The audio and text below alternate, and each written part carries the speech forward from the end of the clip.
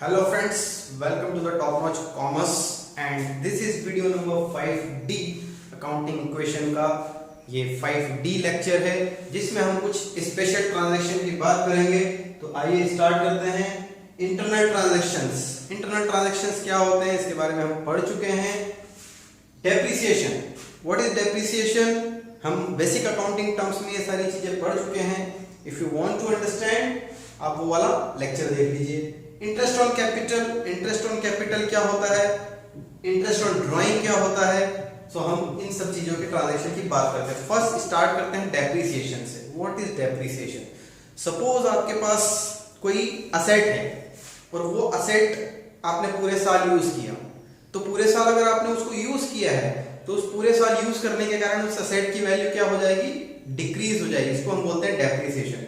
जब वो डिक्रीज हो जाएगी तो आपको उसको अपनी बुक्स में रिकॉर्ड भी करना होगा। क्यों है ये इंटरनल ट्रांजैक्शन? क्योंकि ये ट्रांजैक्शन आप किसी पार्टी से नहीं कर रहे, ये आपके अंदर इंटरनल बिजनेस के अंदर ही ट्रांजैक्शन हो रहा है। तो कैसे होगा ये, यहां पर हमने एक एग्जांपल मैंने लिया हुआ है। Started business with cash 2 lakh rupees.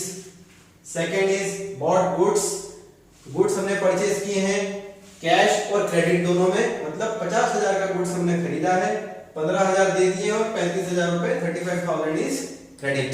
तो ये मैंने अकाउंटिंग इक्वेशन यहां तक कंप्लीट करके रखा हुआ है।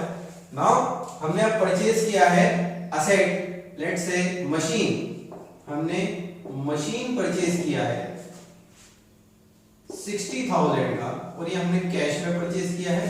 तो हमारे पास एक असेट आ गया machine, it is of 60,000। Okay, ये मशीन आने के बाद हम यहां पर न्यू इक्वेशन फॉर्म करते हैं। न्यू इक्वेशन हो गया, न्यू इक्वेशन होगा कितना होगा, 1,25,000, ये 50 एज इट इज रहेगा, ये 60 as it is and here it is 35,000 and 2 lakh. तो यहां तक ये ट्रांजैक्शन तो आपको काफी अच्छे से समझ में आ गया होगा। Now come to the point depreciation. अब ये मशीन जो हमने खरीदी थी 60,000 की, ये आपके पास असेट है और आपने इस मशीन को पूरे साल यूज कर लिया। अब आपको लगाना है इस पे डेप्रिसिएशन 10%। आप मान के चलिए कि इस मशीन की वैल्यू 10% रिड्यूस हो चुकी है, मतलब पूरा साल यूज करने के बाद ये डेप्रिसिएशन इस पे लग चुका है। इसकी वैल्यू कब होगी, तो हम यहाँ पर डेप्रिसिएशन चार्ज करेंगे जो कि एक इंटरनल ट्रांजैक्शन है। डेप्रिसिएशन हम मशीन पे चार्ज कर रहे हैं, इसलिए हमारे लिए मशीन क्या हो जाएगी, उतनी वैल्यू उसकी कम हो जाएगी। सपोज 10% वैल्यू है तो 10% वैल्यू हमने 60,000 का 10% 6,000 हमने इसमें से माइनस कर दिया। Because it is A reduction in asset, because of use, आपने क्या किया है, यूज करने के कारण मशीन की वैल्यू को कम कर दिया है, तो आपकी बिजनेस की असेट कम हो गई है, नुकसान हुआ है। Depreciation is a kind of loss. तो अगर आपको लॉस हुआ है तो हमें पता है लॉस का हम क्या करते हैं, कैपिटल से माइनस कर देते हैं। So this is the transaction of depreciation. और आप यहां पर न्यू इक्वेशन बना लेंगे। सेकंड आता है इंटरेस्ट ऑन कैपिटल। पहले हम समझते हैं इंटरेस्ट ऑन कैपिटल होता क्या है। मैं यहीं पर आपको समझा रहा हूं, फिर हम इरेज कर देंगे। देखिए ये बिजनेस है और ये बिजनेसमैन है, ओनर ऑफ द फर्म। ठीक है, थोड़ा सा गंदा बना है, ठीक है, मान लीजिए ये ओनर है। अब ये ओनर इसको क्या देता है, पैसा देता है, कैपिटल। ओके, और ये बोलता है कि आप मुझे प्रॉफिट देना। तो बिजनेस में प्रॉफिट देना है तो ऑब्वियसली प्रॉफिट तो इस ओनर का ही अधिकार है प्रॉफिट के ऊपर, क्योंकि इसने कैपिटल लगाया। बट कई बार क्या होता है, कैपिटल लगाने के बाद बोलता है बिजनेस को कि आप मुझे इस कैपिटल पे इंटरेस्ट भी देंगे, प्रॉफिट भी देंगे और इस कैपिटल पे इंटरेस्ट भी देंगे। तो ऑब्वियसली जब ये कैपिटल दे रहा है तो इसका इंटरेस्ट मांग रहा है, तो बिजनेस के पास अगर पैसा आया है, he has a right to ask for interest. तो ये जब बिजनेस इसको इंटरेस्ट देता है किस चीज पे, इस कैपिटल पे, तो ये कहलाता है interest on capital and it is also internal transaction. क्यों इंटरनल ट्रांजैक्शन है, क्योंकि ये बिजनेस और ओनर के बीच की बात है। ठीक है, अब कैसे इस ट्रांजैक्शन को हम यहां पर देखेंगे, ये आई होप समझ में आ गया होगा कि ओनर जब कैपिटल देता है बिजनेस को, तो बिजनेस उस कैपिटल पे अगर ओनर मांगेगा तो उस पे इंटरेस्ट भी देगा। ये वाला पॉइंट अभी यहां पर क्योंकि सिंगल ओनर है तो दिमाग में बैठ रही हो, लेकिन यहाँ पर अगर मल्टीपल ओनर्स होते हैं, जब पार्टनरशिप फॉर्म आता है जो आपकी नेक्स्ट क्लास में पढ़ोगे, वहां पर इस इंटरेस्ट ऑन कैपिटल का बहुत ज्यादा इंपॉर्टेंस होता है, सिग्निफिकेंस होता है। तो अभी हम सिर्फ इसको समझ रहे हैं कि क्या होता है। कैपिटल लगाया बिजनेस में, इंटरेस्ट बिजनेस देगा ओनर को। तो how would we treat it in accounting equation? Let's see. यानी इक्वेशन हमने बनाया 1,25,000, 50,000 as it is 54, here it is 35 and 1,94,000। ये इक्वेशन बनने के बाद अब आपको क्या लगाना है? Interest on capital IOC। Suppose interest on capital हम 10% मांगते हैं कि बिजनेस ओनर ने बोला आप मुझे इस कैपिटल पे 10% इंटरेस्ट देंगे। तो बिजनेस क्या लिए, क्या हुआ? बिजनेस ओनर को क्या दे रहा है? इंटरेस्ट ऑन कैपिटल दे रहा है। तो बिजनेस के लिए क्या है? लॉस है, लॉस है। तो बिजनेस के लिए लॉस है, बिजनेस के लिए खर्चा है, बिजनेस के लिए एक्सपेंडिचर है। तो एक्सपेंडिचर को हम क्या करते हैं? कैपिटल से माइनस कर देते हैं। तो ये कितना लाख, इसने 2 लाख रुपए लगाए थे, 2 लाख का 10% ये इंटरेस्ट मांग रहा है, तो वो इंटरेस्ट हम क्या करेंगे? कैपिटल से माइनस कर देंगे, क्योंकि ये बिजनेस को लॉस हुआ। अब इधर क्या होगा? इधर कुछ भी नहीं होगा। सेकेंड पॉइंट ऑफ व्यू आता है कि जो बिजनेस का लॉस है वो तो आपने कैपिटल से माइनस कर दिया, लेकिन बिजनेस ये दे किसको रहा है? ये दे किसको रहा है? ओनर को दे रहा है। तो ओनर का अकाउंट हमारे पास कैपिटल के नाम से है, तो हम ओनर को ही ये पैसा दे रहे हैं, मतलब ओनर में ही ये अकाउंट ट्रांस भी कर देंगे। तो ट्रांजैक्शन किस तरह से आपको शो करना है? कैपिटल में 20,000 और 20,000 प्लस माइनस मैंने कर दी। इट शोज कि आपने इंटरेस्ट ऑन कैपिटल दिया है ओनर को, क्योंकि ये बिजनेस का लॉस है तो आपने माइनस कर दिया, और क्योंकि दिया आपने ओनर को ही है, तो ओनर को देने के लिए हमने ओनर के अकाउंट में प्लस भी कर दिया। तो ये इसका नलिफाई हो गया, मतलब इसका कोई इफेक्ट कैपिटल में होगा, प्लस माइनस 0 हो जाएंगे। तो सिर्फ ये इफेक्ट आपको दिखाना है आईओसी का, और आईओसी का इफेक्ट दिखाने के बाद ये कुछ ऐसा आपको करना है, प्लस एंड माइनस आईओसी के केस में। नाउ इंटरेस्ट ऑन ड्राइंग क्या होता है? जैसे कि इंटरेस्ट ऑन कैपिटल, ओनर ने बोला कि मैंने कैपिटल दिया तो आप मुझे इंटरेस्ट दो, ठीक है। तो जब ये बिजनेस है, ये बिजनेस ने, ये ओनर है, ये जब बिजनेस ने ओनर से कैपिटल लिया था तो ये इसमें इंटरेस्ट मांगा था, ठीक है। लेकिन ये ओनर इससे ड्राइंग भी करता है, तो बिजनेस भी बोल सकता है ना कि आप अगर कैपिटल पे इंटरेस्ट मांग रहे हो तो मेरे से आप जो पैसा लोगे, ड्राइंग करोगे, मैं उस पर भी इंटरेस्ट मांगूंगा। मतलब it is a reverse effect. जो पैसा आपने दिया है, आपको इंटरेस्ट चाहिए, तो जो आप पैसा मुझसे ड्राइंग के रूप में निकाल रहे हो, मुझे भी उसका इंटरेस्ट चाहिए। तो अब क्या हो रहा है? ये रिवर्स इफेक्ट हुआ, ये ड्राइंग किया है ओनर ने। सपोज ये ड्राइंग किया है 20,000 का, 20,000 रुपीज इसने निकाले साल के बीच में कहीं निकाल लिए हैं, ठीक है। और ये ड्राइंग सपोज 6 महीने बाद इसने निकाला है, और ये ड्राइंग के ऊपर अब ये बिजनेस बोल रहा है आप मुझे इस पे इंटरेस्ट दो, क्योंकि आपने 6 महीने में 20,000 रुपए फॉर्म का यूज किया, बिजनेस का यूज किया है। तो ये 6,000 रुपए का 10% के हिसाब से 2,000 होता है, क्योंकि 6 महीने के लिए यूज किया, तो 1,000 इसका क्या बन गया? इंटरेस्ट ऑन ड्राइंग, IOD, ठीक है। तो बिजनेस से ओनर ने 20,000 रुपए निकाले थे, बिजनेस स्टार्ट होने के 6 महीने बाद 20,000 रुपए, और जब हमने ईयर क्लोजिंग किया अगले 6 महीने बाद, तो हमने पता किया कि ये 6 महीने तक 20,000 अभी ओनर के पास ही, उसने लौटाया नहीं बिजनेस को। तो ये बिजनेस क्या करेगा? इस ड्राइंग के ऊपर इंटरेस्ट चार्ज करेगा 6 महीने का 20% का, 6 महीने का 10%। सपोज हम मान रहे हैं कि IOD और IOC दोनों का इंटरेस्ट कितना है? 10%। तो IOC लगता है किस पे? कैपिटल पे, दैट इज ओपनिंग कैपिटल पे। इंटरेस्ट ऑन कैपिटल किस पे लगेगा? कैपिटल पे। तो जितनी भी उसकी कैपिटल है उसके ऊपर IOC हम इनिशियल पे, जितने भी साल हमने उसको यूज किया है, जितने भी महीने हमने उसको यूज किया, उतने महीने का वो इंटरेस्ट हम लगा देते हैं। तो इंटरेस्ट ऑन ड्राइंग किस पे लगेगा? द वैल्यू ऑफ ड्राइंग के ऊपर। तो वैल्यू ऑफ ड्राइंग कितनी है हमारी यहाँ पर? 20,000 है। हम इस दोनों ही ट्रांजैक्शन का इफेक्ट यहाँ पर दे देते हैं। इसने 20,000 रुपए ड्राइंग किया, तो 20,000 रुपए से ड्राइंग किया, तो न्यू इक्वेशन यहाँ पर है 125। पहले हम न्यू इक्वेशन उतार लेते हैं। न्यू इक्वेशन क्या है? एज इट इज रहेंगे ये, it is 35,000 as it is, here it is 194।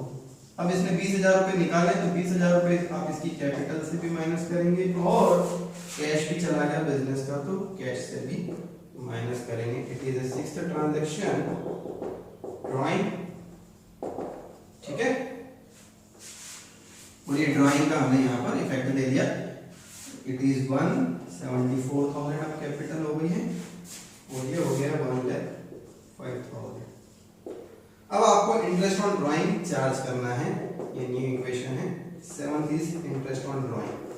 अब इंटरेस्ट ऑन ड्राइंग का इफेक्ट कैसा होगा, क्योंकि इंटरेस्ट ऑन ड्राइंग भी किसके बीच में हो रहा है, ओनर और फर्म के बीच में हो रहा है, ओनर और बिजनेस के बीच में हो रहा है। तो ओनर और बिजनेस के, ओनर का अकाउंट बिजनेस के पास है कैपिटल के नाम से। ठीक है, तो अब इंटरेस्ट ऑन ड्राइंग 20,000 रुपए पे हमको 1,000 इंटरेस्ट लेना है। ठीक है, सपोज तो 1,000 इंटरेस्ट लेना है, किससे लेना है, ओनर से लेना है।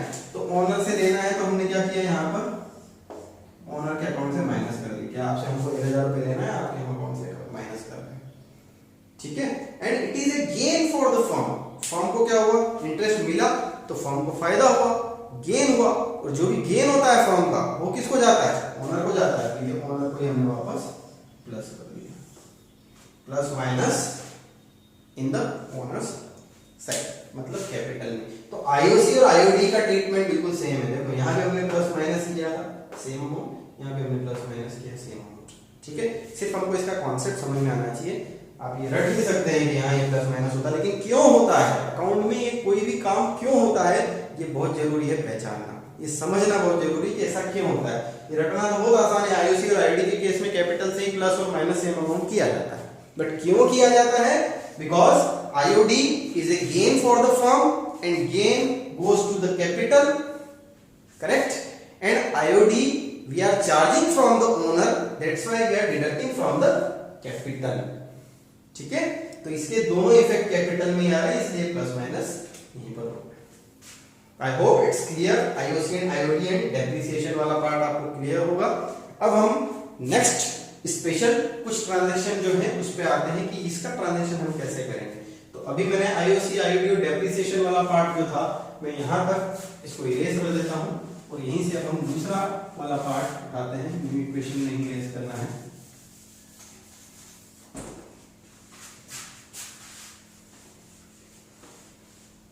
Now the special transaction cash discount. Cash discount, cash discount क्या होता है, अभी हमने क्या किया था, इससे पहले वाले ट्रांजैक्शन में हमने गुड्स खरीदे थे और 35,000 रुपए हमारे क्या है, उधार है। हमको पैसा देना बाकी है, किसको, क्रेडिटर को, जिससे हमने उधार लिया है। तो 50,000 का माल लिया था, 15,000 दे दिए थे, 35,000 बाकी किए थे, तो 35,000 यू हैव टू पे। नाउ जब आप ये 35,000 पे करने गए तो आपने बोला 35,000 में 15 दिन बाद देने वाला था, लेकिन मेरे पास पैसा आ गया 5 दिन बाद ही, आप रख लो और अब बताओ मुझे, मैं जल्दी दे रहा हूं तो आप मुझे डिस्काउंट दोगे या नहीं दोगे। क्रेडिटर ने कहा ठीक है आप जल्दी पेमेंट कर रहे हैं, मैं आपको 500 रुपीज का डिस्काउंट दूंगा। कितने का, 500 रुपीज का। सर्टेन परसेंटेज भी होता है, कई बार रुपी टर्म में भी होता है, तो हम परसेंटेज नहीं करते, हम इसको रुपी टर्म में कर लेते हैं। 1 और 2% होता है मैक्सिमम। तो 500 रुपीज का उसने क्या किया, आपको डिस्काउंट दे दिया, किसके ऊपर, आपके वैल्यू के ऊपर। तो आपने अब यहाँ पर ये न्यू इक्वेशन मैंने इरेज कर दिया है, अपन वापस निकाल लेते हैं। इस पर कितना होता है, 125,000, 50,000, 60,000, ये न्यू इक्वेशन है। अब आपने क्या किया है, पेड किया है टू द क्रेडिटर, जिसको हम फुल सेटलमेंट भी कहते हैं। फुल सेटलमेंट मतलब आपने कितना पैसा दिया, 34,500, तो आपका कैश कितना गया, 34,500 आपने पे कर दिया। ओके, और 34,500 पे करके आपने लायबिलिटी कितने की खत्म की है, 35,000 आपने पे किया, 34,500, आपकी लायबिलिटी पूरी खत्म हो गई, मतलब 35,000, क्योंकि 500 रुपए का डिस्काउंट आपको मिला है, यू गेन समथिंग। ठीक है, आपको 500 रुपए का डिस्काउंट मिला है, बिजनेस को ये 500 रुपए का डिस्काउंट मिला है, तो बिजनेस को गेन हुआ है, और बिजनेस को गेन हुआ है तो 500 रुपए आप क्या कर देंगे, कैपिटल में प्लस कर देंगे। Gain goes to the capital. तो ये न्यू इक्वेशन हम फॉर्म कर लेंगे। हमने क्या किया है, paid to creditor in full settlement. In full settlement का मतलब होता है कि हमने 34,500 में उसका 35,000 का उधार चुकता कर दिया, तो 500 रुपए का हमको फायदा हो। तो इट इज कैश डिस्काउंट। तो ये हमने न्यू इक्वेशन फॉर्म कर लेंगे यहाँ पर। इस 500 0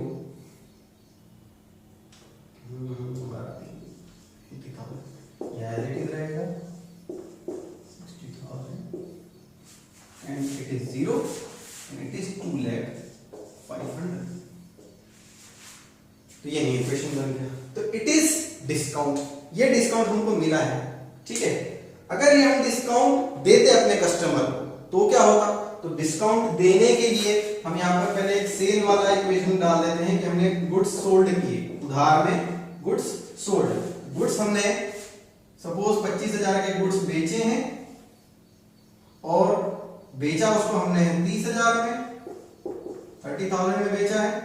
तो 25,000 के गुड्स माइनस हो गए, 30,000 कैश आ गया और 5,000 का हमारे पास प्रॉफिट आ गया। और ये हमने सेल किया है, सॉरी कैश में नहीं किया, हमने इसको उधार में किया। डिस्काउंट कैसे करेंगे, यहाँ पर हमने एक डेटर